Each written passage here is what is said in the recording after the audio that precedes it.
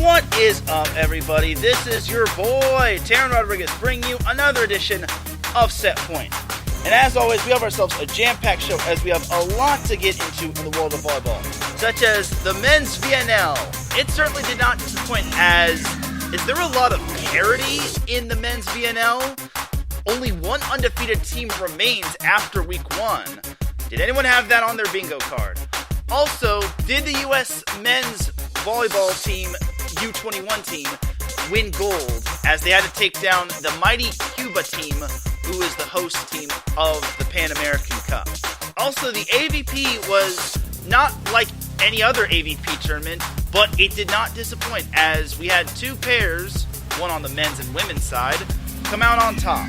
Also, we've got some NCAA women's volleyball transfer news and NCAA women's volleyball schedule releases to go over. So hand me a volleyball, set the net, because I'm about to serve you up some volleyball action here on Set Point. This is Teran Rodriguez, bringing you another edition of Set Point here on IE Sports Radio, your direct feed for all that is sports.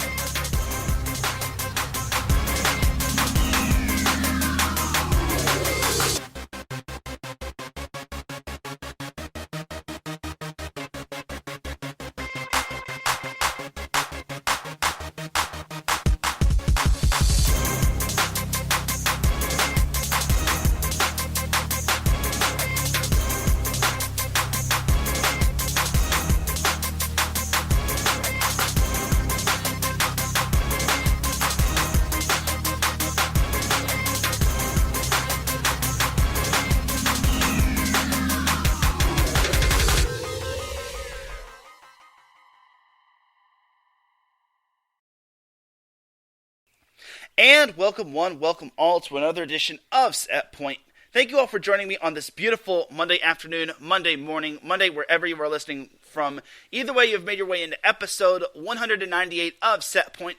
And without any further delay, let's get on into it. But first and foremost, Set Point would not be where it's at without IE Sports Radio providing the platform to go live on Spreaker. Please do follow IE Sports Radio on Twitter, Instagram, and on TikTok at IE Sports Radio. We also have a Facebook page for those that still use Facebook. All you just have to do is type in the word IE, then sports, then radio in the search bar, see our icon, like us, and follow us, and then that's how you're able to follow us on Facebook. We also have a website, www.iesportsradio.com, heavily revamped, and when you go there, you will see a Patreon link at the top, and if you choose to do so, donations will start out at $5 a month. This will get you a shout out from all of our shows, as we're up to 31 shows, including this one, and higher tiers include IE Sports Radio merchandise, access to ISRU, the podcasting university of IE Sports Radio, and even a chance to be featured on a segment of our flagship show, The Defining Moment, with Larry B. Because for the past 9 years, IE Sports Radio has been bringing you amazing content, ranging from interviewing legendary athletes, coaches, and other authorized media personnel, to building tailor-made shows dedicated to all major sports cities around the country.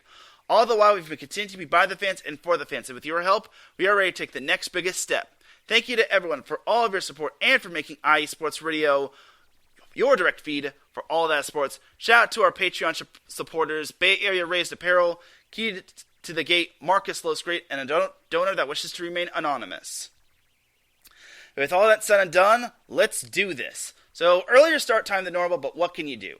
So let's recap the VNL men's side of things in terms of volleyball. So last week was the VNL on the men's side as the women had the week off. So this week for the U.S., it was rather an interesting week for them. They actually mowed down most of the competition that they faced.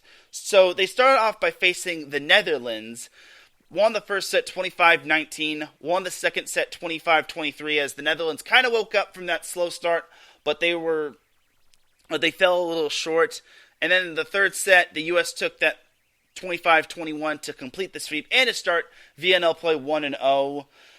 That was on Wednesday, June 7th. Then on Thursday, June 8th, they faced an Italy team. Now, I was under the impression that maybe this Italy team was going to be a little bit tricky, but little did I know that this Italy team was actually quite young and a little bit inexperienced. Long story short, the U.S. kind of took care of business every day in every way, as they took the first set 25-15, they took the second set 25-18, and they took the third set 25-19 to complete the sweep. To Italy's credit, they are a very young team, and it was kind of a rough week, but I'll give Italy a whole lot of credit for going 2-2 the whole week. It just goes to show that the entire VNL on the men's side has a lot of parity and balance and a whole lot of talent in terms of all of its teams, including its inexperienced ones. That was for Thursday, June 8th. So the U.S. actually had June 9th off, which was Friday. They didn't have any matches, so they had the day to prepare, rest up, and maybe watch some film on Canada and Argentina. Argentina defeated Canada in 4 sets, so it wasn't the battle of the unbeatens. Canada had only played 2 matches, well, 1 match going into that matchup against Argentina, but it was 1-1 Canada, who was actually the host team, as this whole first round of VNL play was being played in Ottawa, Canada, taking on the U.S. I was expecting a barn burner, and we kind of got it, but the U.S. was just so strong. They took the opening set 25-22, then they took the second set 25-20, and honestly, I really think that they kind of sucked the momentum and sucked the energy out of Ottawa. And this is no disrespect to Canada.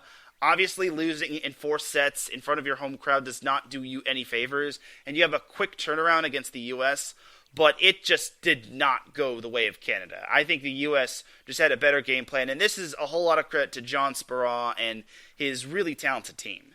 And then the third set, the U.S. won at 25-20, and 3 sweeps in 3 matches. You gotta like what the U.S. is bringing, and it's a whole lot of credit to John Speraw's team, and this is a veteran U.S. men's national team. And honestly, I had a feeling that this team was going to be ready to go. And they have some unfinished business to attend to, just because last year they finished second in the VNL as they lost a 5-set heartbreaker in the championship match to France, which obviously just leaves a bad taste in your mouth, and you just want redemption.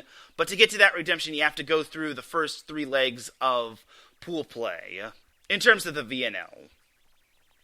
So they were 3-0 going into their final matchup of the first round as they faced Brazil. Now, I did not know everyone was thinking that this was a new rivalry. I've always seen Brazil as the U.S.'s main rival, whether it's in beach volleyball, men's volleyball, women's volleyball, or any sort of volleyball. Brazil has always been kind of the true rival of the U.S. And that's no disrespect to the Brazil. I think that's kind of says a lot, just because Brazil is just such a great team. So the first set, Brazil really came to play, and I don't know what happened with the U.S., but I feel they kind of got caught off guard, and Brazil took the first set 25-19.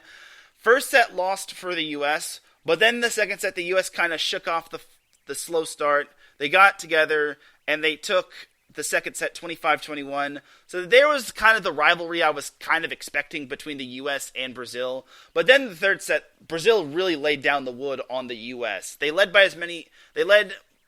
out to an 8-point lead, and they did not let go of it as they won the third set 25-15. Now, I was basically thinking, well, looks like the U.S. has to win in 5. I mean, the women were kind of able to win in 5 in their matches. Let's see if the men have some comeback kid magic. Unfortunately, that was not the case, as Brazil took the fourth set 25-21 and the match, handing the U.S. its first loss of VNL play. Now, I don't know what you all think, but honestly, I think the U.S. kind of needed this loss just because they were just storming through their opponents. Like 3 sweeps in 3 matches, it kind of goes to show that a little adversity does not hurt anybody. And for the U.S., they don't need to feel bad for themselves because there is only one team remaining that is undefeated after the first week, and that just so happens to be Japan. And they've only lost 2 sets as of the entire VNL. They even defeated the reigning champion France yesterday in 4 sets. That's pretty impressive. And they also beat Serbia in 4 sets. But other than that, Japan swept Bulgaria and Iran on last Tuesday and last Saturday. So all in all for the U.S., they're still in second place, and those were the only 3 sets that they dropped last week. And everyone's saying that it's a tough week, but this is kind of the wake-up call that the U.S. needs, just because they don't want to get too overconfident. They don't want to get too ahead of themselves. They don't want to say, oh, we're the best team there is. No one's going to be able to stop us. I think they needed a little bit of humbling and a little bit of a wake-up call, just because this whole VNL is not going to come easy, especially on the men's side. I feel that the VNL on the men's side is just so balanced with talent, and it's so wide open, because you look at the first week, you have 5 teams that are 3-1, and the reigning champion France is 1-3, which I don't think anybody had on their bingo card. But it's only the first week. I will say this: anything could happen throughout the entire weeks. Maybe teams aren't at full strength. Maybe teams still need to get a couple players here and there. Maybe teams need to shuffle up their lineups to basically get the ideal lineup that they want, to make sure that they're putting the best players on the court here and there. So for Japan, it's rather impressive that they are 4-0 and they're the only team that is undefeated. But I really think that this whole VNL is going to be so wide open this year. I really think that the VNL on the men's side is just so wide open, and anybody could probably win it. Heck, even maybe the worst team could win it. I don't know why Germany did not play its full match, but they're playing Germany only played. No, they played 4 matches. They lost to Brazil. They lost to Netherlands, lost to Italy, and then they beat Canada in 4. The standings just need to be updated, but I digress. So yeah, every team has at least 1 win, which is very interesting if you ask me. So there's not one team that's winless in this whole VNL men's pool play as of week 1, which I think that's really cool, just because it shows that, again, there's lots of talent, and there could be some balance, and you never know what could happen in event 2 or round 2 and then round 3. But for the U.S., going back to them, I don't think they have a whole lot to, I wouldn't say worry about, but I don't think they have a whole lot to hang their heads over. I mean, yes, they lost in tough fashion to Brazil, but Brazil was 2-1 going into that match, as Brazil lost to Cuba in 5 sets, which obviously you don't want to lose a 5-set heartbreaker. But at the same time, Cuba really went toe-to-toe with Brazil, and they even won the 5th set 20-18, and that's just Space Jam Looney Tunes right there. So, all in all, for the U.S. men's national team, I think that they're in good shape. It's just all about getting the little humbling, and they just needed a little bit of a wake-up call and whatnot. And I think they'll be fine. I just think that they just can't get ahead of themselves, and they just cannot underestimate anybody.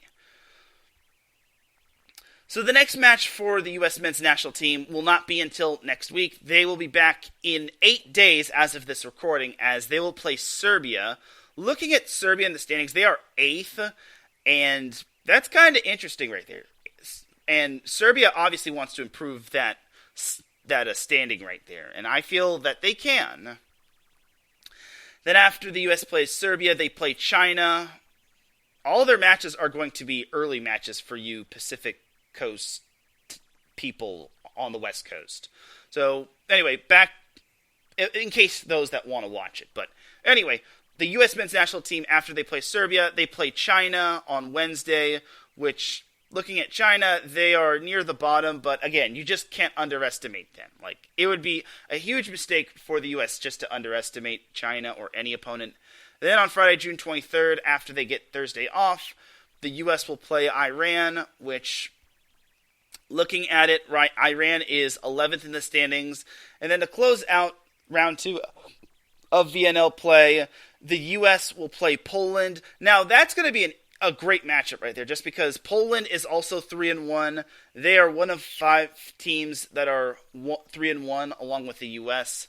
So for Poland, I think that matchup with the U.S. is going to be a matchup to watch for. It's probably going to be the U.S.'s toughest matchup, but when it comes to the VNL, there are no easy days or nights. You have to be ready to go, otherwise you're going to get chewed up and spit out. So for the U.S., again, they don't have much to ultimately worry about, but it's just all about getting your mind right and basically just resetting and refocusing and then just letting the chips fall and just not looking ahead. Like, the biggest mistake for the U.S. would be to look ahead to round 3 where they're playing at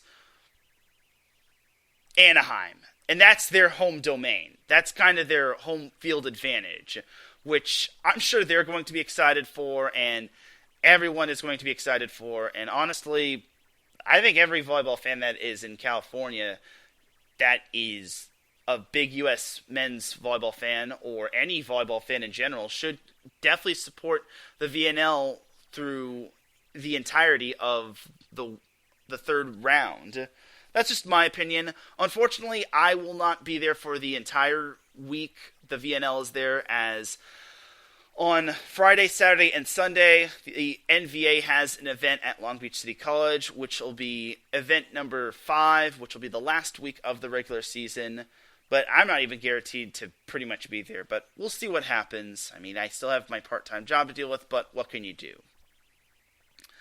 So that is that for the VNL on the men's side. And I'll just say this. I think we're in for an exciting ride in terms of the VNL on the men's side. I think, again, lots of talent, lots of balance, lots of parity.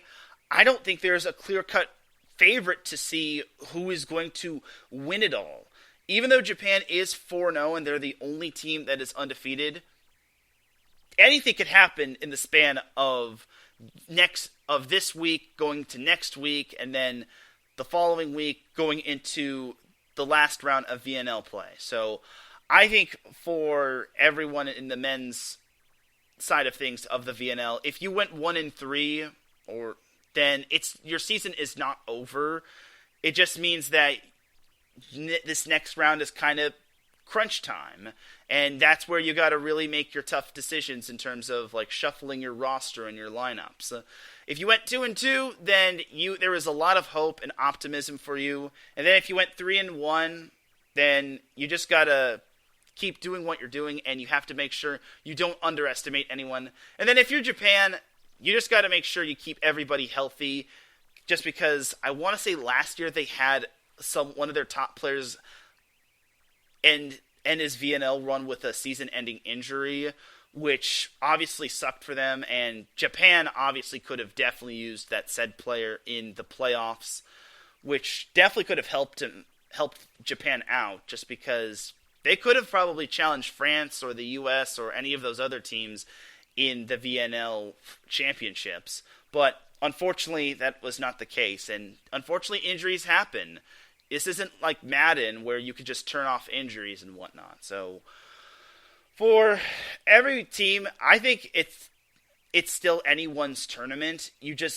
I think event 2 or round 2 is basically going to determine who is still amongst the top teams in the VNL on the men's side and who's basically out of the running for finishing in the top 8. But we shall see what happens. As for the U.S.'s sake, I think they're doing really well. They're in second place. They have 9 points along with Argentina, Slovenia, and Brazil. But based on the sets won and lost ratio, they have a ratio of 10-3, which I think is very good. So I think for the U.S., they just need to continue to do what they're doing and make sure they don't get a big head. All right, but that's that for the U.S. men's national team and the entirety of the men's VNL. So jumping over to the women's VNL. So the U.S. is back at it tomorrow against Croatia, and then they have Wednesday off, but then Thursday they will be playing Thailand, and then they have Friday off, and then Saturday they've got Japan, and then Sunday they've got the big one. They get to play Brazil, which closes out the second round of VNL play, which, ooh boy. That Brazil matchup is going to be a barn burner just because, well, for starters, the U.S. And Brazil, like I said, it's a storied rivalry. I don't think people should be sleeping on Brazil, whether it's in men's volleyball or women's volleyball or any sort of beach or any sort of volleyball. I guess I should circle the wagons and say that round 2 of the men's VNL is going to be in Rotterdam, Netherlands, as that's the location of the men's VNL for round number 2 or week 2 or whatever you want to call it, or leg 2. Either way, that's that for the men's side. Back to the women's side. That's their matchups right there. And last week was a dramatic week where they had 3 5-set matches. They wound up winning all of them. They wound up going 4-0. And this week they are at Brasilia, Brazil. And that is going to be quite the trip to Brazil. And that last matchup against Brazil, man, that's going to be a barn burner. They get to play Brazil on Brazil's home court, and they have to play Brazil, the home team, or the host team. They did beat one host team in Turkey. Now they'll have to try to press their luck with Brazil, just because Brazil, when it comes to the U.S. and Brazil, like I've mentioned 1,000 times, all bets are off. Currently for the U.S., in terms of the women's standings, they are third, but they are one of 3 teams that are 4-0. The others are Poland and China, which, hats off to Poland. I kind of didn't expect them to be 4-0, but again, this just kind of goes to show that there's a lot of parity in the VNL, not just on the men's side, but on the women's side as well. China, I kind of expected, just because China's always had a pretty good team on the women's side. I think they've had their ups and downs, but I think they've kind of smoothed it out, and now they've got a good team, and they've only lost 3 sets throughout the first round of the VNL.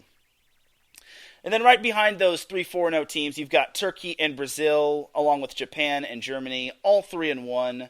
And then Thailand is hoisting the final 8 spot as they are 2-2. Right behind them is Canada and the Dominican Republic. So on the women's side, you basically have quite a good number of matchups. Like I mentioned, you've got the Brazil versus U.S. matchup. Serbia-Brazil should also be a sneaky good matchup right there as well. Looking at China's schedule, they've got Canada tomorrow, Bulgaria, Poland, and Italy. That Poland-China matchup is basically the battle for first place. And at the end of week number 2, we probably will have at least, at the most, we'll have 2 undefeated teams at the end of week number 2 of the VNL. We could have 1 undefeated team, but I think round 2 is basically going to determine who's the contenders and who's kind of the pretenders. I think, well, that's more so on the men's side, but for the women's side, I think it's going to thin the horde down to who is the best and who isn't. Thin the horde down. Yeah.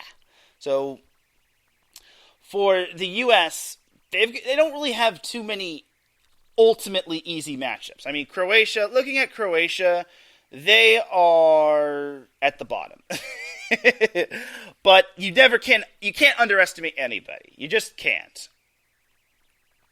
And then they've also got Thailand. Thailand is hovering on that final 8 spot, as only the top 8 advance to the quarterfinals or the knockout round. And then you've got Japan. Looking at where Japan is, they are 6th, which they are 3-1. And Japan, interesting fact is that if the season ended today, the U.S. would play Japan in the quarterfinals. So this could be a potential quarterfinal matchup, but at the same time, Japan is so, I would say, consistent. I think they're also amongst that under-the-radar team.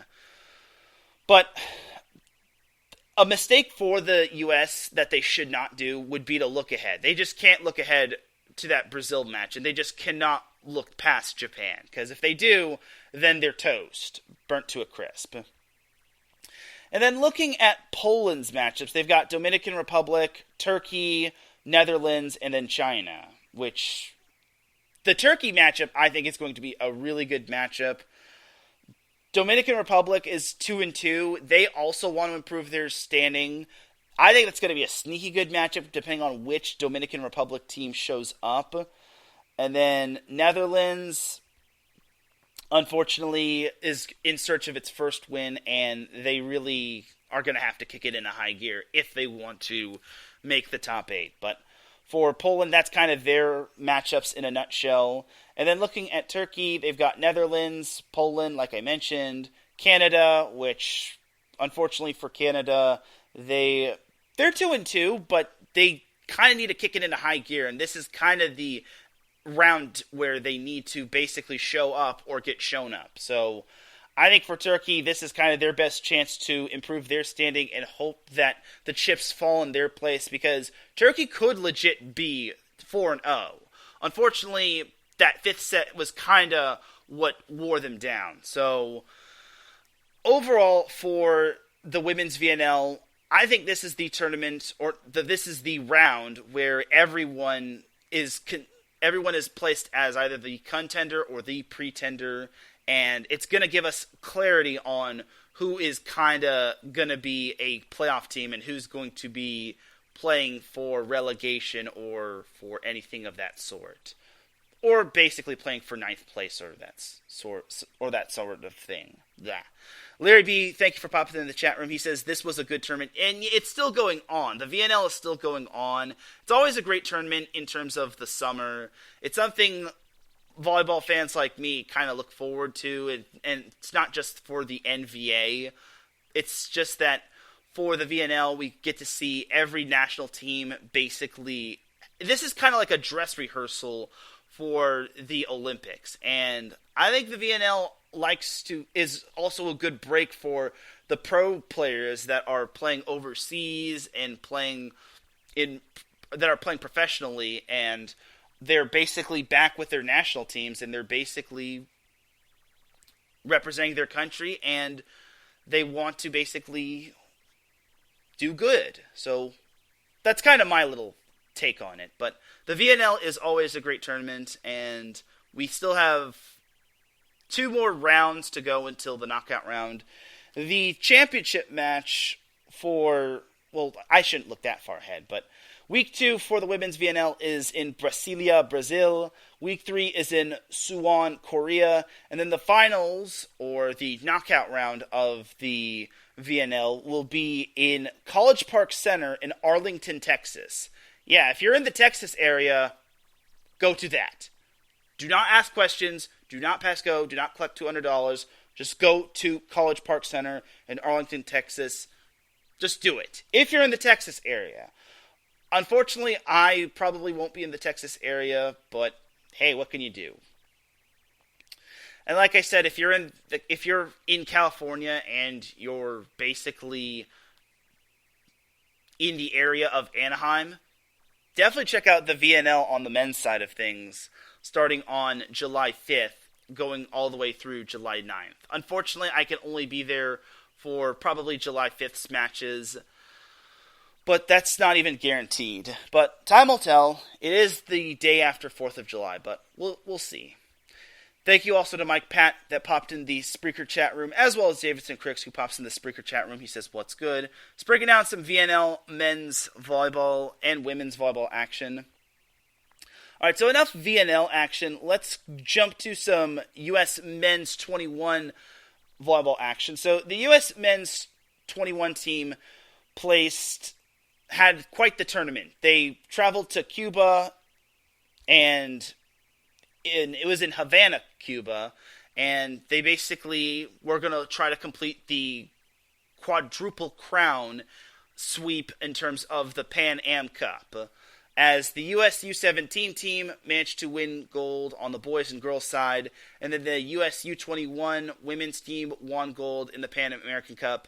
So all that just left was the U.S. men's U21 team to basically complete the sweep.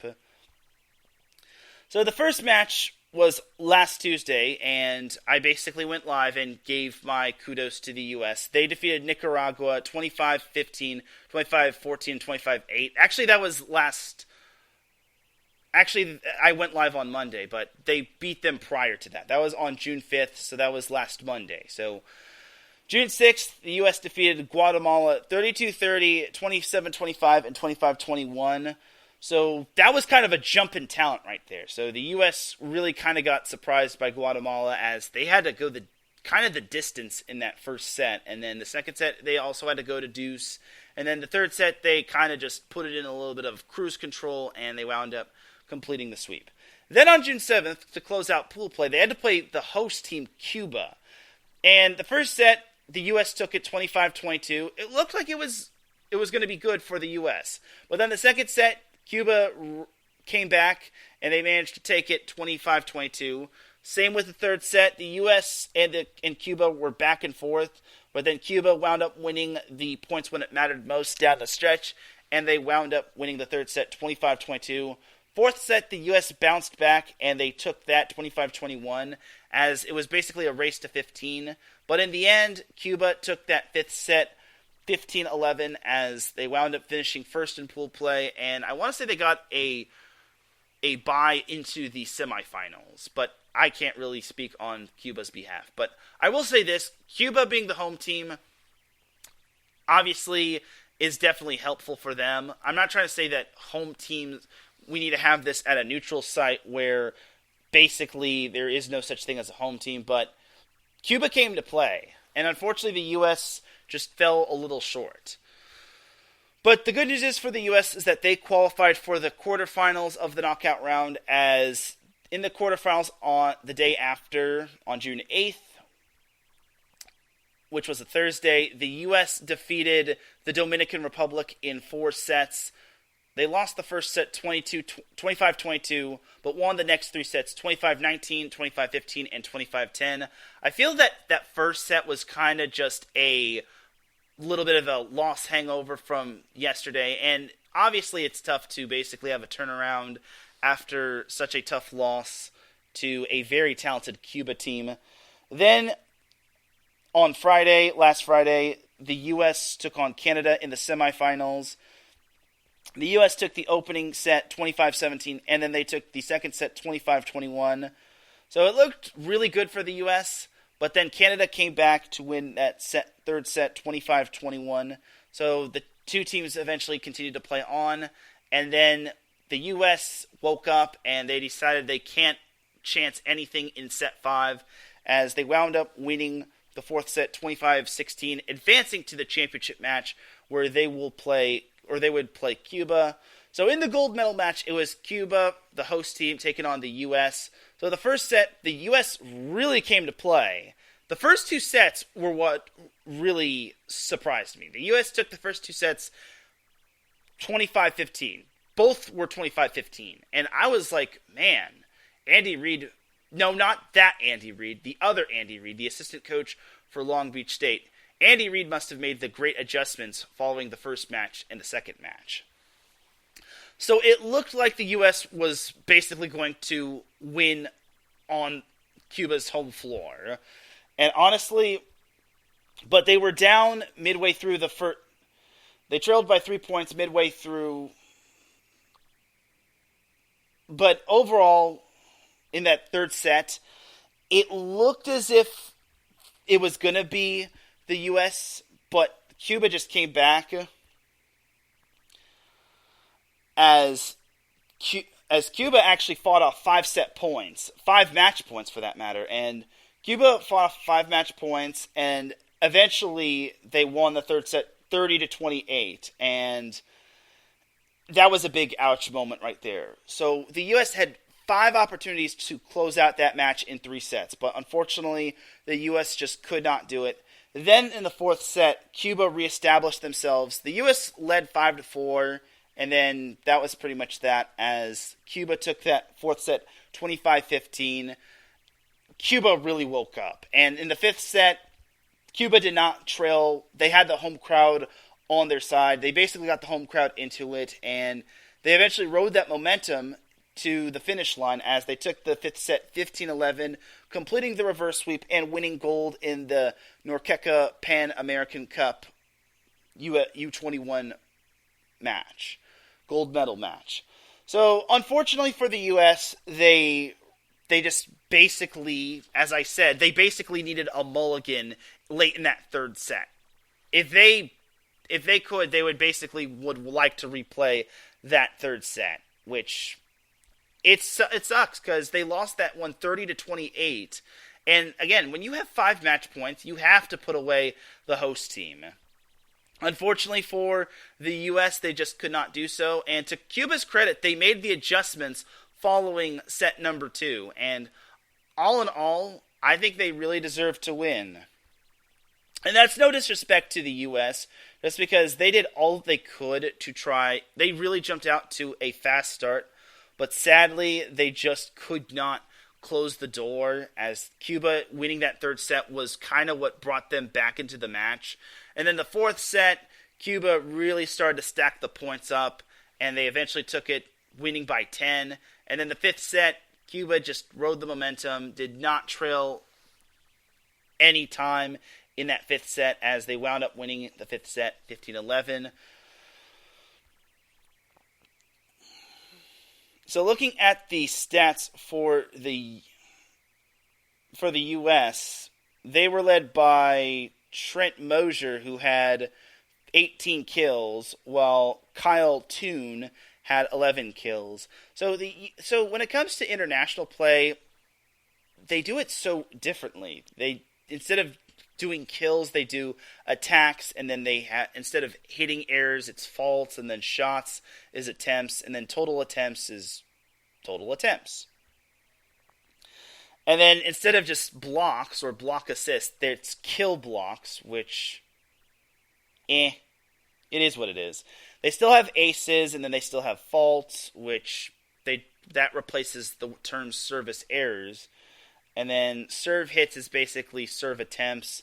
So, yeah, the U.S., the international play does things a whole lot differently than everything in modern day box scoring. That's just my quick opinion right there.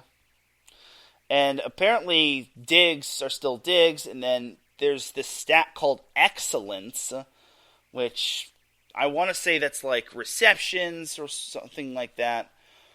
But I'm no big-time expert when it comes to international volleyball play. Like, I've been hanging around the standard box score way too long. So this is just kind of a little foreign to me, you know. By the way, that third set lasted 37 minutes, which was the longest of the 5 sets, and the entire match was 2 hours and 16 minutes, and that's just a tough way to go out if you're the U.S., but you have to put away your match points when it truly matters against the home team. Otherwise, you don't deserve to basically hoist that gold medal. And that's no disrespect to them. It's just that Cuba really readjusted after that first 2 sets, and then they basically did all they could to win that third set to basically give them a glimmer of hope and eventually just turn the tide of the match. But it was a great tournament for the U.S. U21 team regardless. As, again, I gotta give hats off to Cuba. The fact that they won both matches in 5 sets, and the fact that they had to reverse sweep their way to victory is impressive. Again, it's all about adjustments following the first 2 sets. And they made the adjustments. So that is that for the U.S. U21 team. Let's jump on over to some AVP action, as there was an AVP tournament this past weekend, and it was kind of an interesting tournament. It wasn't like traditional tournaments, as you've got a qualifying round, and then you've got the main bracket, and then you've got a consolation, or not a consolation bracket, a contenders bracket where it's win or go home. There was actually pool play in terms of the men's and women's draw of the AVP's Virginia Beach Open. So the AVP took us to Virginia Beach, where there was a tournament there. And this was I want to say this was the Pro Series tournament. And yeah, it was a Tour Series tournament. I'm sorry. So not Pro Series, Tour Series. I get those two mixed up. But it wasn't a Gold Series tournament. There weren't too many big-time names in this tournament on both the men's and women's side, but it was still an entertaining tournament. So in terms of pool play, there were pools of 6, and basically every team got to play in pool play on Saturday, June 10th, where they must have had the qualifiers on the day before, and then they just had pool play on June 10th, which was a Saturday, which is kind of weird. It's like this AVP tournament really threw me for a loop. It's like pool play, and then you have a main draw tournament. So, yeah. So, when it came down to it, there were 4 first-place teams, and then second, and then third, and then fourth-place teams, and then everyone got dumped into the main draw. And at the end of the whole tournament, the winner of the tournament was Megan Rice and Macy Jerger, as they wound up defeating Gina Yarongo and Carly Skogit in the final, 22-20 and 21-26. So this was a very, I wouldn't say confusing tournament, but you kind of had to basically be following along for the most part. So first round of the main draw, and this was basically win or go home. After pool play, it was basically win or go home. If you lost, you are basically out.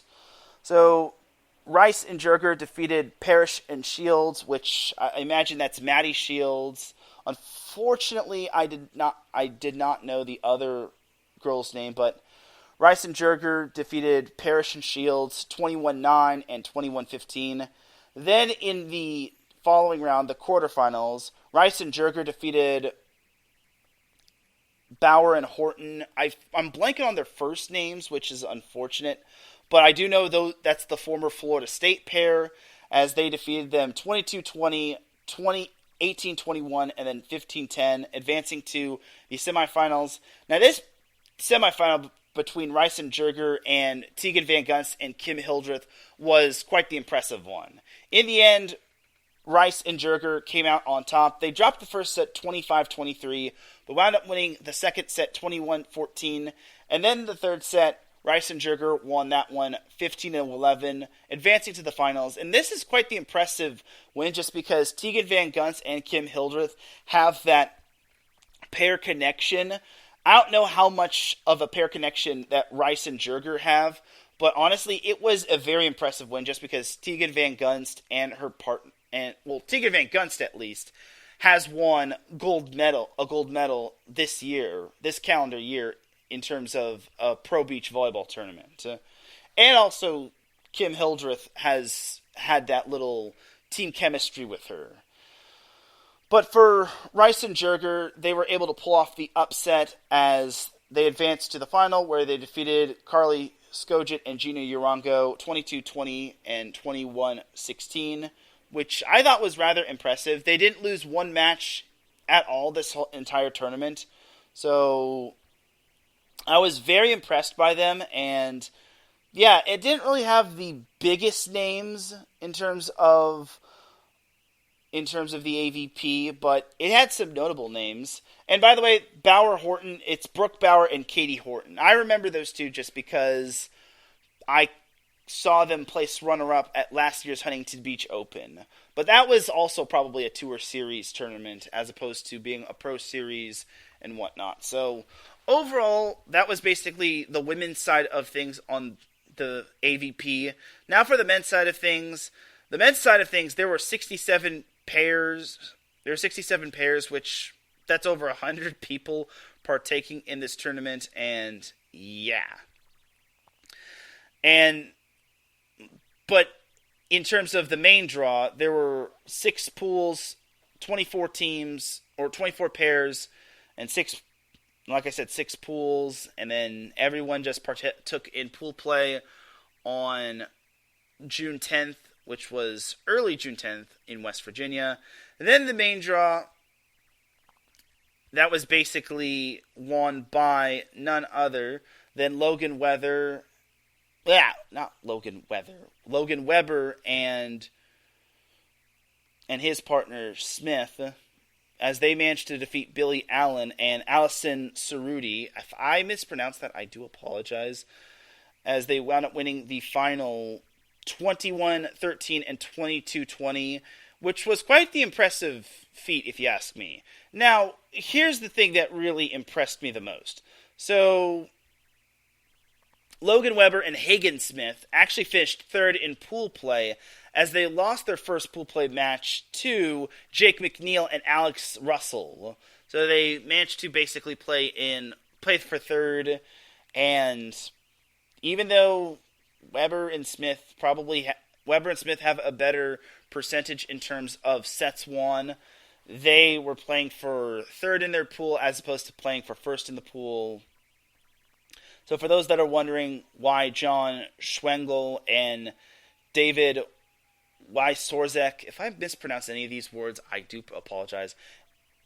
If you're wondering why John Schwengel and David Wysorzek finished higher than them, well, they were playing for first in the pool as opposed to playing for third.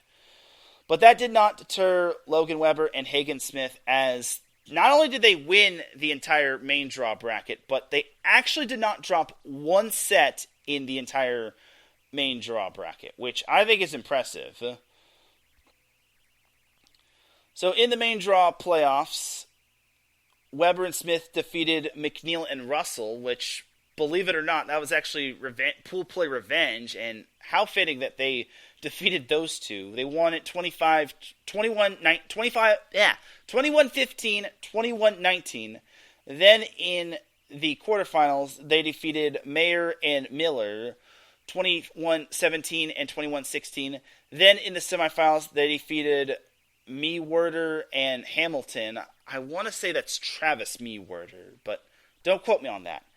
They defeated Travis Meewerder and Hamilton 21-18 and 21-18. Then in the final, they defeated Billy Allen and Allison Cerruti 21-13 and 22-20 to win the Virginia Beach Open on the men's side. So here's the thing about this tournament. I wouldn't say it was forgettable, but it's like it didn't really have the big time names. But obviously I was interested in it just because, well, it's AVP, and the AVP deserves some love too, just because the AVP plays volleyball as well. So I had to cover it, and even though I wasn't there, I had to keep tabs on it. And volleyball is volleyball. I'm not gonna overlook anything of it. And even though this was a pro series or tour series, a tour series matchup, honestly, I wasn't going to forget about it just because I'm not going to leave the AVP behind. It's celebrating its 40th season, so there's that.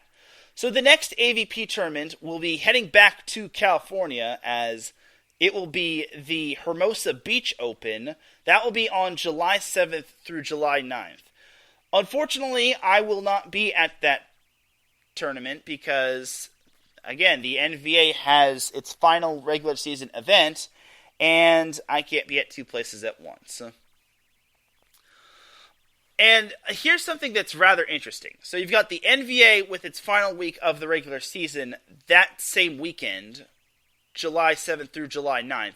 Then you've got the VNL on the men's side going from July 5th all the way through July 9th, being played at the Anaheim Convention Center. And then you've got the AVP's Hermosa Beach Open, which is being played from July 7th through July 9th. And this is a Pro Series tournament, and we're going to be having quite the big-time tournament right there. And that's where it starts. I think this is where it starts to get really real. And the competition's probably going to flock out to that tournament, just because Hermosa Beach is one of the big-time locations. Now, I wish I could attend this, but unfortunately, like I said, I'm busy, and it's just not within my true area. But I digress. Anyway, so the first Gold Series tournament will be on August 4th through 6th in the Atlanta Open, but that's not until August 4th and August 6th. Right now, we have the Hermosa Beach Open, where the AVP will be returning to California for this tournament. And I think it's going to be a fun tournament. And I wish I could be there, but I just can't be at 3 places at once. But it is what it is, and that's where the AVP is going for this tournament. And it's way too early to... Oh, they have the entry list already? Wow. We might as well... Let's just preview it. Let's just see who's on the Hermosa Beach Pro Series in terms of the entry list. So the top seed is Kelly Kolinsky and Haley Harward. Then you've got Megan Kraft and Emily Stockman. Then Zana Muno and Deanna Kraft. Then Larissa Maestrini and Lily Maestrini. Then Jennifer Ketty and Katie Dickens. Corinne Quiggle and Sarah Schermerhorn. Molly Turner and Maddie Anderson. Tony Rodriguez and Savvy Simo. Tegan Van Gunst and Kim Hildreth.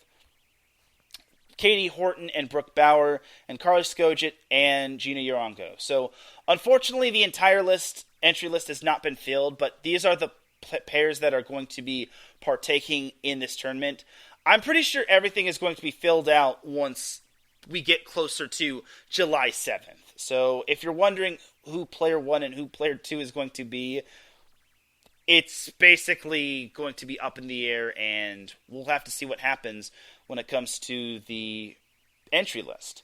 And then on the men's side, the top seed is Kame Schulk and Tri Bourne, followed by Trevor Crabb and Theo Brunner, Taylor Crabb and Taylor Sander, Miles Evans and Chase Budinger, Evan Corey and Troy Field, Tim Brewster and Kyle Friend, Paul Ottman and Tim Baumgren, Avery Drost and Phil Dahlhauser, Roberto Rodriguez and Dave Palm, Billy Allen and Allison Cerruti, and lastly is Bill Kolinsky and Chase Frischman. Just like on the women's side, the entire entry list in terms of the main draw qualifier and the main draw participant and the qualifier participant is not filled yet. But as July 7th gets closer and closer, we will be seeing more participants partake in this tournament, and we're going to be seeing who will be game to play in the Hermosa Beach Open. And I'm looking forward to it. So here is the event details. On July 7th through the 9th, 2023, I like how they put that.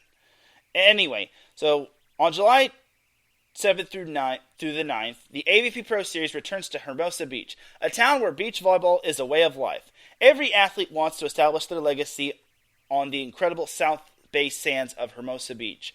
Our men's bracket boasts some of the newly minted partnerships and intense rivalries, and the women's field may reveal to us what the future of the AVP looks like. And this is the action is non-stop from Friday through Championship Sunday. But unfortunately, there is no tournament bracket revealed, and the entry list is not quite filled yet. But for right now, I am excited for this tournament. I will try to keep tabs on this tournament just because the AVP is volleyball too, and again, it's celebrating its 40th season, and even though I don't really do the best when it comes to breaking down the AVP, I try my hardest, and I try not to leave the AVP behind. And I can assure you, I will definitely go to this Laguna Beach Open. That's the final AVP tournament, as that's a tour series tournament, but that's not all the way until October. And then the championships have not been determined yet. They have determined a date. It'll be September 22nd and the 23rd, but it has not been determined where it's going to be at and what time it'll be at. And then, all in all, altogether, we only have 2 carry the 3 minus 4. Okay, that joke is getting old. 7 more tournaments left in the AVP schedule. The AVP is flying so quickly. So, if you haven't caught an AVP tournament, I suggest doing so. But anyway, that is going to do it for the AVP portion of the show. We're going to take ourselves a quick break. When we come back, we've got some schedule breakdowns from BYU and the non-conference schedule from Purdue. And also, we have some transfer news involving NCAA beach volleyball and NCAA women's volleyball. So keep it locked here. You are listening to Set Point here on IE Sports Radio, your direct feed for all that sports. We'll be right back after this.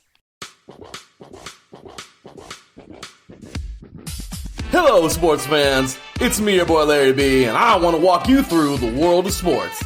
No, not just the mainstream major TV deal type sports, although those are important too. But let me be your guide through your journey of all sports, from college to the pros, the minors, and everything in between. Each week, we are talking sports galore with true diehards just like you from a hardcore fan's perspective that's sure to quench your thirst around leagues you may know all too well and some you may even discover here. That's right, sports fans. If you love sports of all kinds, enjoy hearing amazing sports stories, and respect all sports because you know how difficult any of them can be to play or compete in, then this is your show. Join me, your boy Larry B, on the defining moment each week here on IE Sports Radio, your direct feed for all that is sports, and let the sports come to you.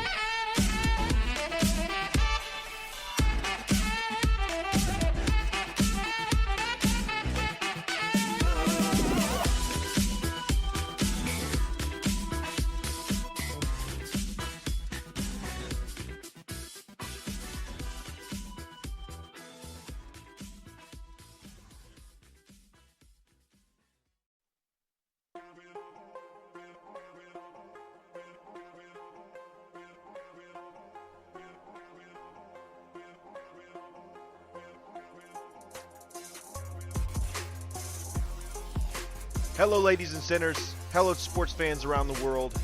Hello, IE Sports family. This is Cale Henderson, the host of IE Vegas, the Sin City Sports Show, presented by IE Sports Radio. If you folks are interested in sports in the Vegas area, if you're wanting to have a blast for 1 hour, every Tuesday night from 7 p.m. Pacific Standard Time to 8 p.m. Pacific Standard Time, this is a show built for the Vegas sports fans, where we feature the Las Vegas Raiders, the Las Vegas Golden Knights, the Las Vegas Aces, and the University of Las Vegas, Nevada Rebels. Hopefully, fingers crossed, MLB team coming soon. Either way, if you folks are looking to have a blast for 1 hour each and every week, tune in Tuesday, 7 p.m. Pacific Standard Time to 8 p.m. Pacific Standard Time. If you folks are interested in Vegas sports news, go to our Twitter, at SinCities_IESR, and you can speak with me, the host, Cale Henderson, at Cale_Henderson on Twitter. At any time, be happy to reply. Always willing to reach out to our fans. Again, the Sin City Sports Show, presented by IE Sports Radio, your direct feed for all that is sports.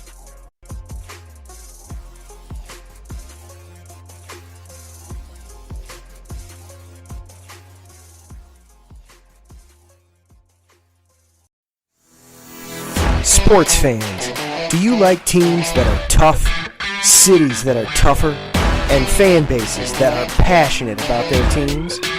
How about teams that are historic and stadiums that are iconic?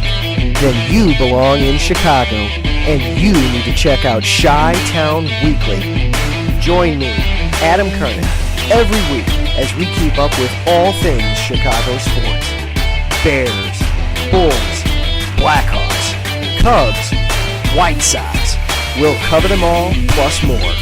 The Windy City is always buzzing, and we'll keep you up on all the big games and major stories. So tune in to Chi-Town Weekly every week right here on IE Sports Radio, your direct feed for all that is sports.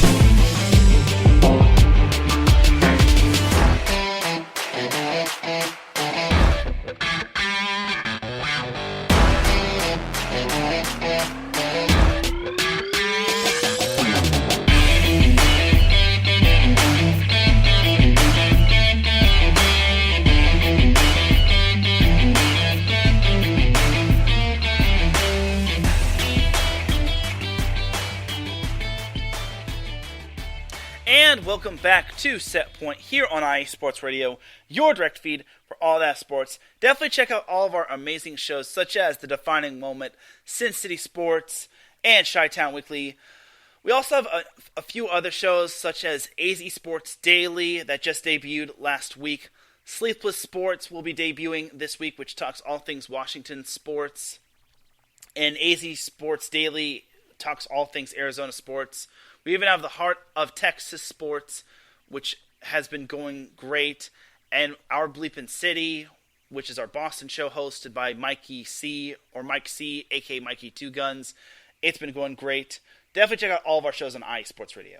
But now we get on into segment number 2 of Set Point, as now it's time to break down some schedules, NCAA women's volleyball schedules, and we've got 2 for this week. So we only have a partial schedule and the full schedule. So I saved this schedule for the whole schedule. BYU women's volleyball actually released their Big 12 schedule all the way back in May, and the full schedule was released last week. So their full schedule consists of, and it was partially leaked last week, but they open up the season on the road in Montana in the Ellison Invitational against Pitt on August 25th. And that's already a great matchup right there. And the fact that they're getting a big-time matchup right there, and it's obviously a rematch with Pitt from past NCAA tournament meetings and past meetings in general. I think this is going to be a great barn-burner matchup right here. And then after that, BYU plays UT Rio Grande Valley on August 26th. And then later that day, BYU plays the host team, Montana. So they got a doubleheader on August 26th, a day after they play Pitt. So BYU is already out of its comfort zone. It's not going to be like last year where BYU was mowing down opponents on their home floor, and they weren't really being ultimately tested throughout leaving the safe confines of Provo, Smith Fieldhouse. But I digress on that. But on August 31st through September 2nd, or August 30th through the 2nd, is the BYU Invitational. Now, I'm not so sure if LMU is part of this Invitational, but on August 30th, BYU will be playing LMU at Smith Fieldhouse, which will be their home opener. I kind of find it fitting that they're playing a former West Coast Conference foe, just because you got to remember, BYU is now in the Big 12, and they're no longer in the West Coast Conference. So I give kudos to BYU for still scheduling a West Coast Conference opponent.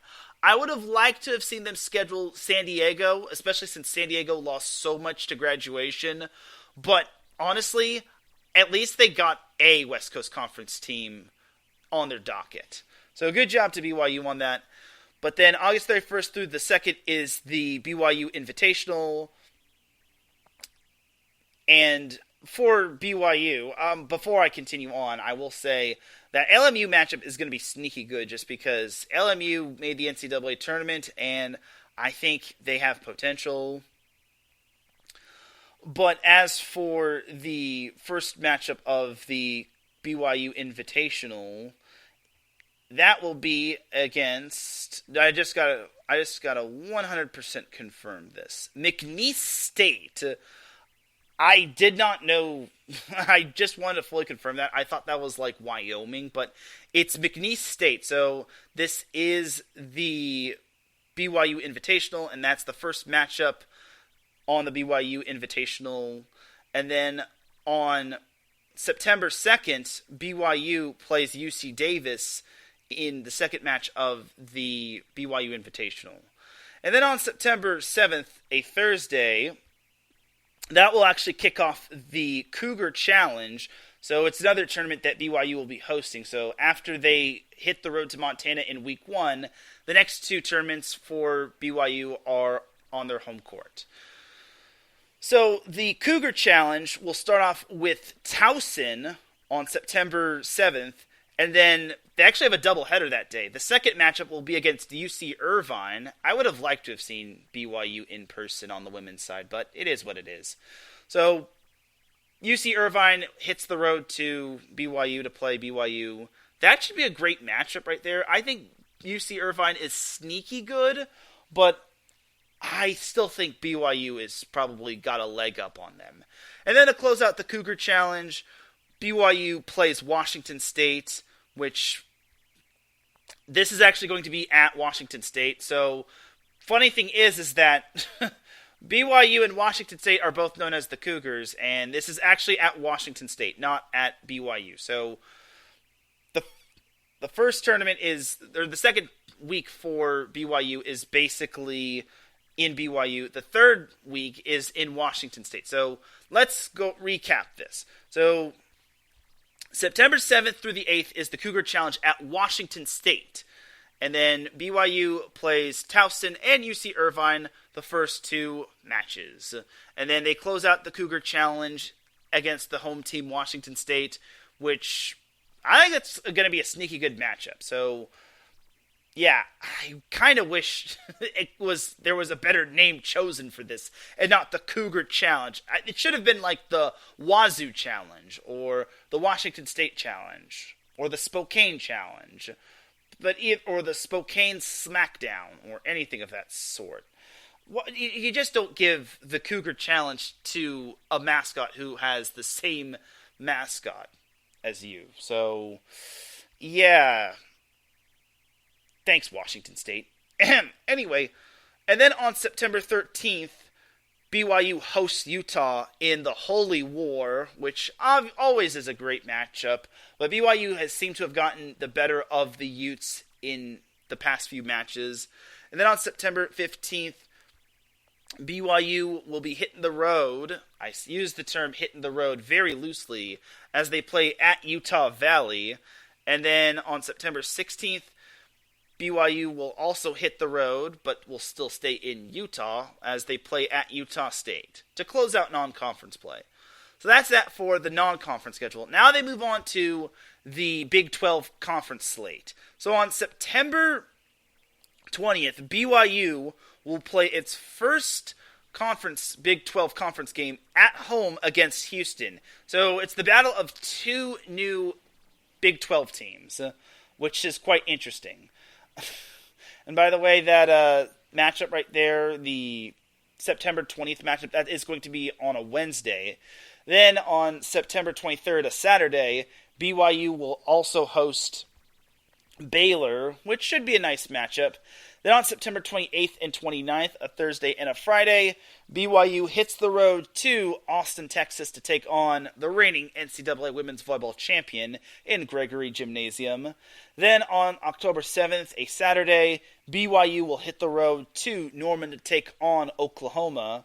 Then on October 13th and 14th, a Friday and a Saturday, BYU returns home to Smith Fieldhouse to host Texas Tech. And then on October 19th and 20th, also a Thursday and a Friday, BYU will host Iowa State. Then on October 26th and 27th, also a Thursday and a Friday, BYU will hit the road to Manhattan, Kansas to take on Kansas State.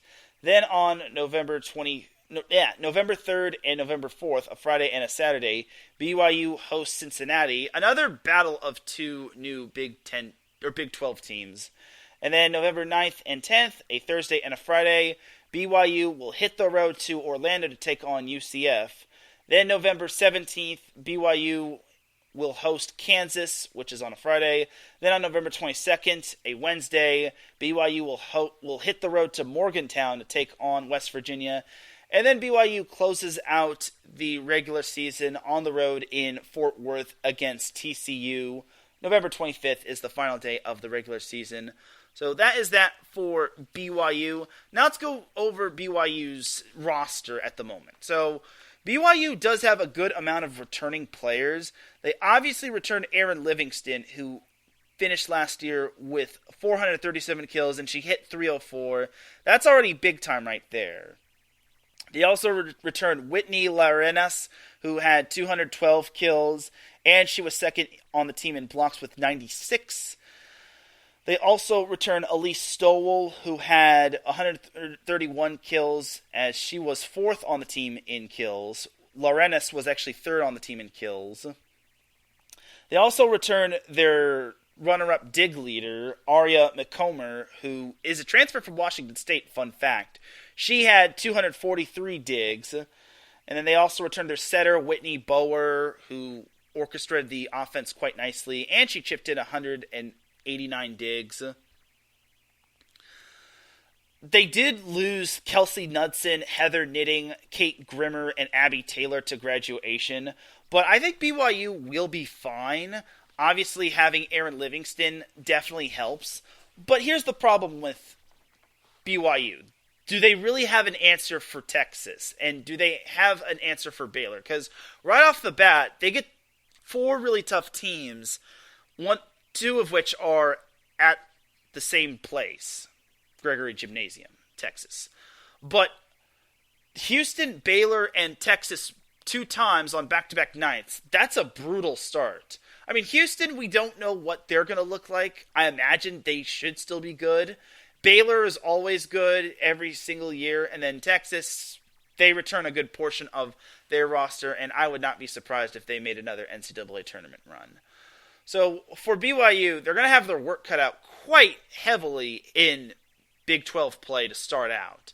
And they do have the luxury of facing teams on back-to-back nights, but now they're going to be out of their comfort zone. They're no longer going to be having too many gimme games. They're going to have a lot of challenges ahead now that they're no longer in the West Coast Conference.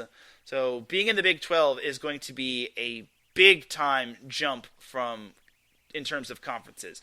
Not trying to discredit the West Coast Conference, but I'm just saying when you compare the Big 12 and the West Coast Conference, there's no comparison. The Big 12 is a Power 5 conference, and it has the reigning NCAA champion. And also, Iowa State was pretty decent. They beat Texas last year. And Kansas State has been on the come up. I want to say that was the team that beat. It was either Kansas State or TCU that beat Washington last year. It was one of those purple teams that beat the other purple team. But either way, for BYU, a couple other notable players to go over in terms of their roster. Claire Little, who is a freshman outside hitter, 6'3". I could see her very well meshing well in the offense. My question is, where does she fit in terms of the starting lineup, or does she come off the bench? I mean, Claire Little has the arm, and she has the talent, but can't she be the left or right-hand girl of Erin Livingston or Elise Stowell or any of that sort? So, and then another player to watch for on BYU is Camille Hiapo, senior libero, transfer from Arizona. Now, I am not sure if she will get the libero position right away. I kind of want to defer the libero position to Aria McComber, who was inserted in, and she started in 21 out of the 29 matches. So you have to kind of give the edge to McComber, but you never know.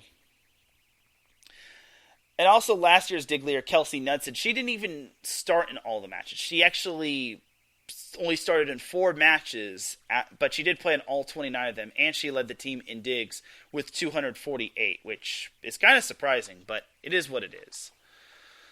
So that is that for BYU's schedule, and they've got some pretty challenging opponents. I mean, obviously it's not going to be like last year where their first 2 weeks are in BYU and then they're on the road and they get shredded like shredded cheese. But I think for BYU, they're kind of out of their comfort zone. They're facing some decent opponents, but it's not. I mean, Towson is a decent opponent. They've obviously ruled their conference with an iron fist. You've also got Pitt, who's really good, and then you've got Washington State, who's also good. Utah is also. I mean, last year was just not a good year for them, but I could see Utah coming back better than ever. UT Rio Grande. That team won a whole lot of.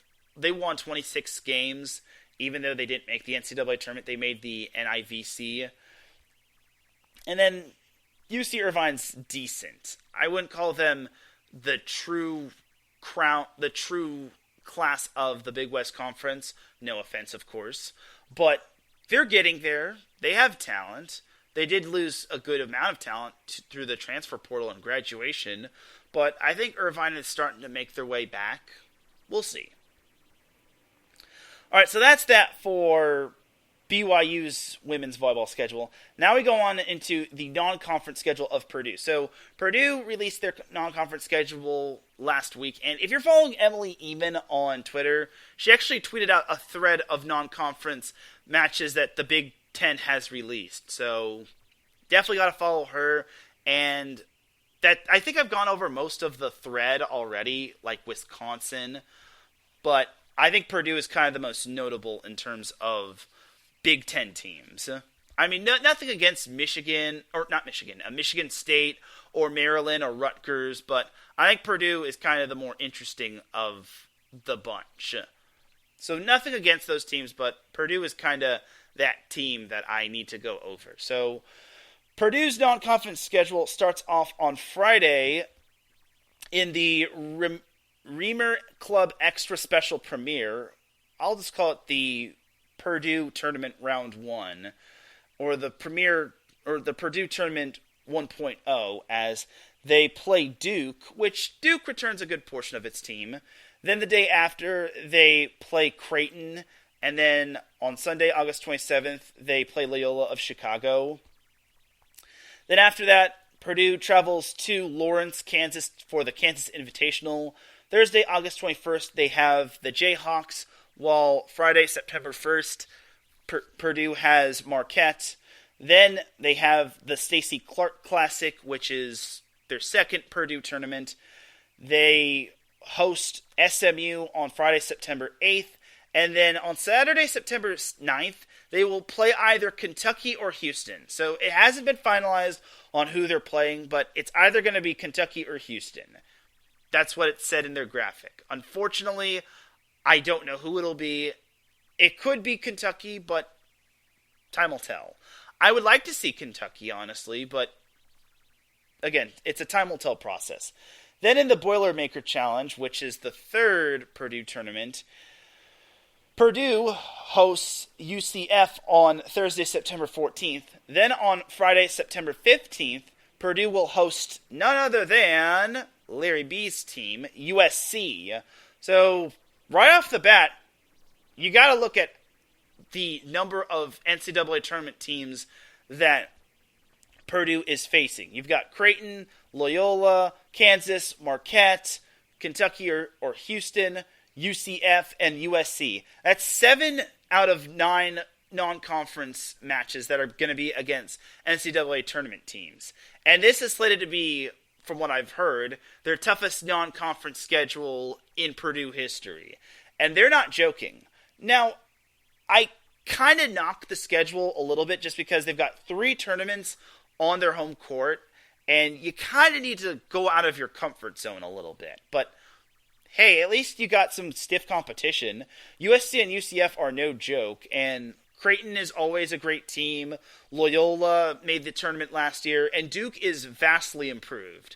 If there is one team in the ACC that is improved in women's volleyball, that is Duke, because they've got Jess Robinson, and then they return a good portion of their team from last year. And they also, I forget who number 7 is on Duke, but she also returns as well. It's Grace something, but either way, Duke is going to be vastly improved as well, so do not sleep on Duke. So yeah, that's definitely a great non-conference schedule, just because when you're in the Big Ten, you got to schedule very tough, because that Big Ten, if you're not prepared for it, you're going to get chewed up and spit out. And last year's non-conference schedule was also pretty challenging, as they had one loss, which was to Louisville, but they played teams like Bowling Green, Loyola of Chicago. They beat Tennessee, which they eventually wound up beating in the NCAA tournament. They played Bradley, which, And they beat Utah in 5 sets, which Utah is much better than what people give them credit for. They played Milwaukee, which is another question mark opponent. Then they played Xavier, then Northern Kentucky, then Ball State. Those were really opponents. That non-conference slate that I saw, they were really opponents that I really approved of, just because they weren't really the best of non-conference opponents. But they did really progress well in the start of Big Ten play. They beat Minnesota to start out Big Ten play last year, and they even beat Illinois in a 5-set thriller. It all kind of came tumbling down when they played Wisconsin, where they lost in 4. They even had to inch past Indiana on the road in 5 sets.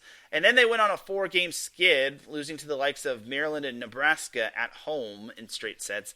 Then they lost at Minnesota and Northwestern in 4 and 5 sets. Then they won 3 in a row, all in 4 sets against Indiana, Michigan State, and Michigan. And then they lost to Ohio and Penn State, both in 4 sets. Then they beat Michigan, which Michigan was kind of... They had talent, but in the Big Ten, their talent just did not stack up with the other talent in the Big Ten. They lost to Nebraska, then beat Maryland on the road. They lost at Penn State in the regular season finale in 5 sets, but then they managed to beat a Tennessee team in 5 sets to start the NCAA tournament. God, that's got to be a bad taste in your mouth for Tennessee. And then Purdue lost to Louisville to close out the season last year in the NCAA tournament in the round of 32. So, looking at the roster for Purdue, they obviously return the human cannon herself, Eva Hudson. And she was phenomenal in her freshman year. She had 519 kills, which was just downright amazing. And the one thing that I will give Purdue a lot of credit for is that they return a good portion, if not all of their really good serving core. Their best server from last year, Raven Colvin, who had 269 kills and 43 service aces. She returns.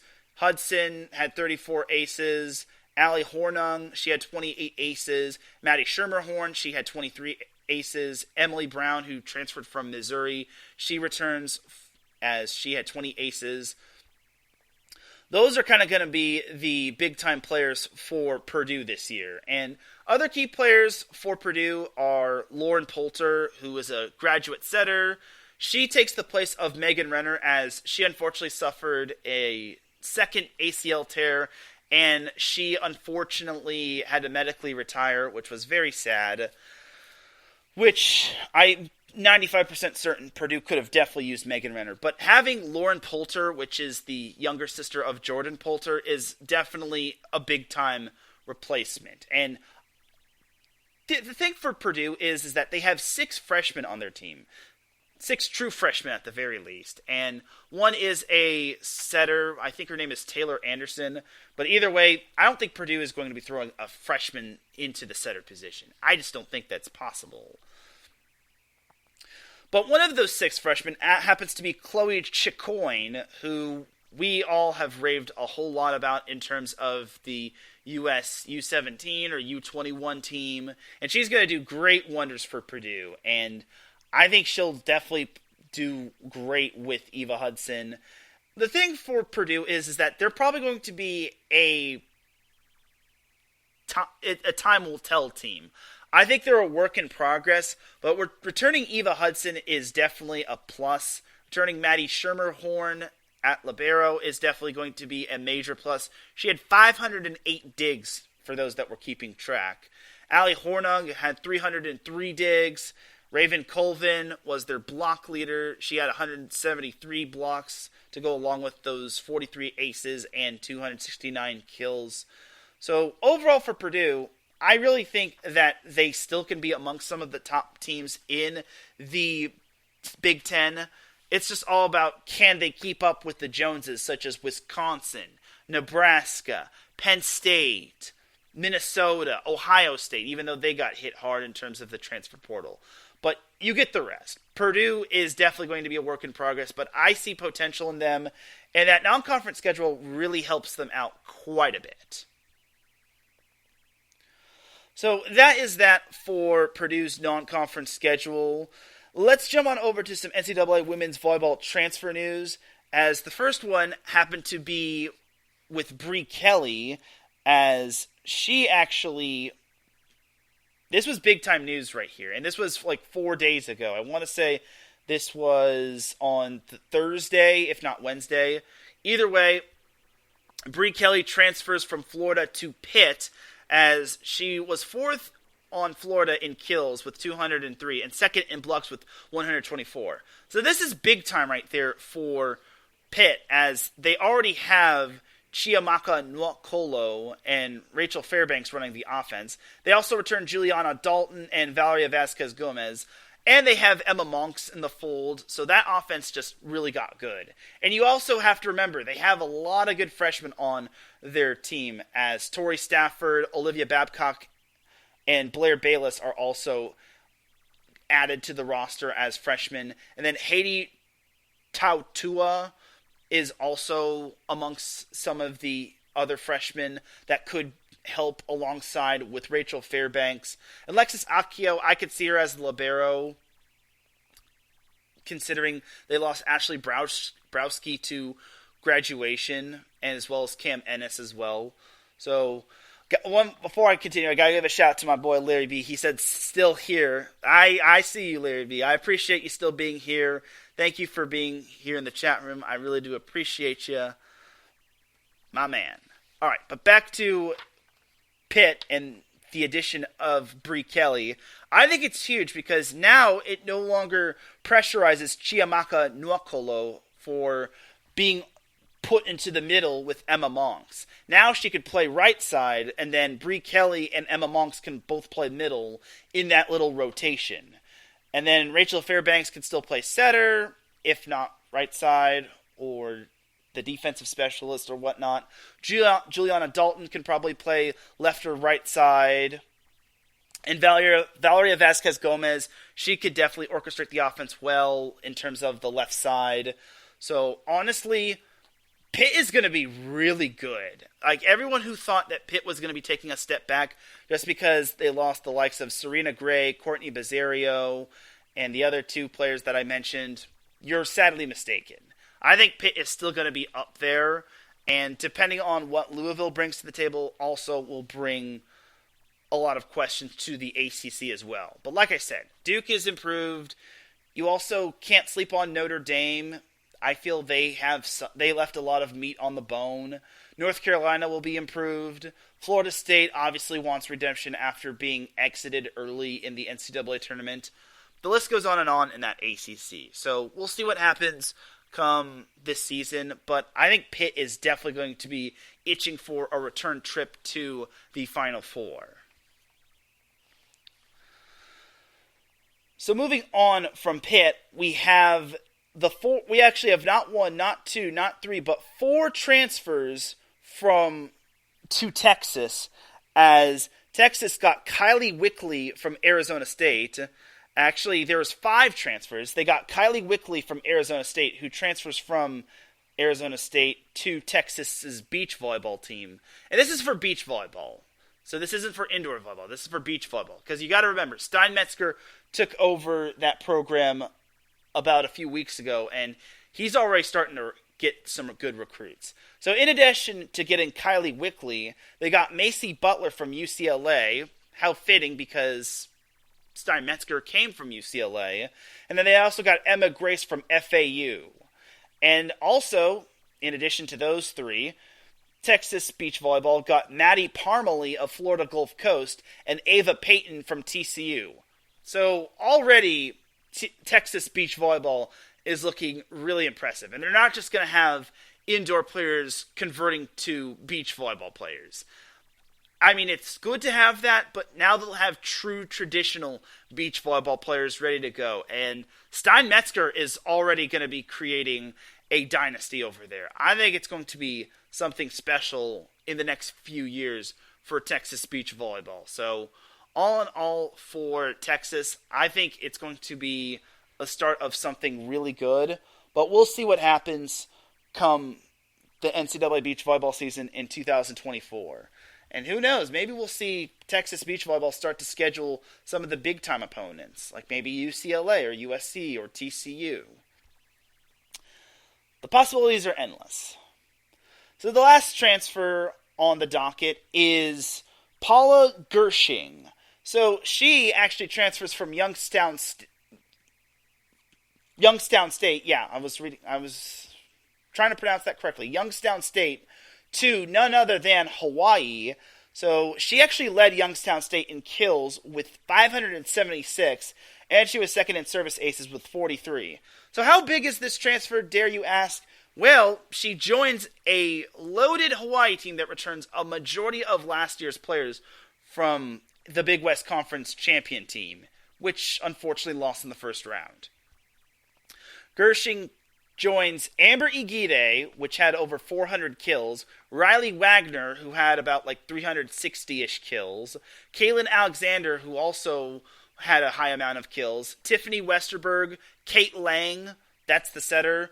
She joins those two, and the thing about Hawaii is that they also have a big question mark at the libero. Yes, they returned their libero from last year, but the possibilities are endless just because they actually got a libero from Penn State. So